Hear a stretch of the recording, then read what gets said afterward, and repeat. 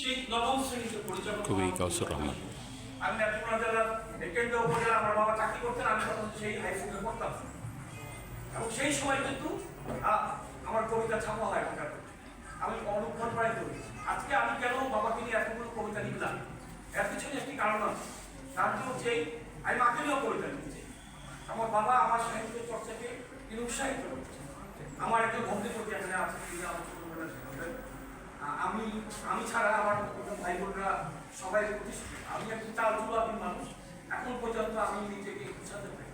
আমার এখন মানে গান শেষ বিকেলের গান গাওয়ার সময় রয়েছে, তারপরেও কিন্তু আমি নিজেকে গুছাতে পারি।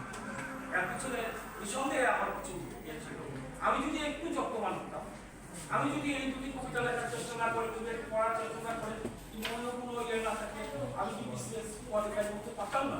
আমার মনে হয় পারতাম, কিন্তু কবিতা লিখতে পারতাম। আপনারা যারা বিসিএস ক্যামেরা আছে তারা হলেও আমি নেবেন না। হ্যাঁ, আমি মনে হয় পারতাম, কারণ আমি তো শেষ সময়ে আমাকে ঢাকা দিয়ে ফেলে দেওয়া হয়েছে কোথায়। হ্যাঁ, মনে হয় পারতাম।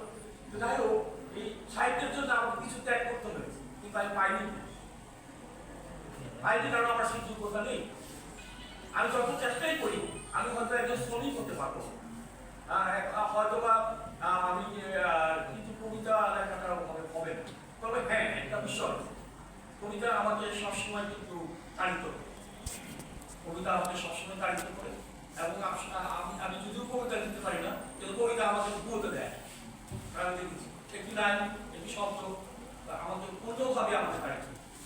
আপনারা অবশ্যই জানেন যে মস্তিষ্কে পুষে পুষে যখন বাঁচার মিছিল চলে শব্দে, তখন একজন কবি যত বস্তু শব্দ দিতে গেছেন, অসংখ্য শব্দ তার মস্তিষ্কে মানে মিছিল করে, সেখান থেকে তিনি নিয়ে যেটি বলা হয়েছে ইংরেজিতে best word in best order, এটা আসলে সত্যি করতে সেটা কবিতা না। এটা যদি বলা হয় যে অপরিহার্য শব্দের যত বিন্যস্ত বাণী বিন্যাসী কবিতা, তো আমি যে কবিতার মতো একটা কিছু লিখতে চাই, সেটা তো কবিতা হয় না।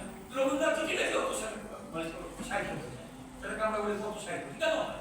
অবশ্যই সেখানে কি আছে, সেখানে অপরিহার্য শব্দের যত বিন্যস্ত বাণী বিন্যাস। কবির চোখে সাহিত্যিকের ভিত্তি শব্দই হচ্ছে ঈশ্বর, এটা আমাদের তো মনে রাখতে হবে। আমরা অন্যভাবে নিয়ে না, আমার কিছু সমস্যা আছে। আমি কিন্তু ধর্মদিক থেকে বলছি না, মানে বলছি যে শব্দের যে মানে সৃষ্টিকর্তা, সেই অর্থে। তো সেই বিষয়টি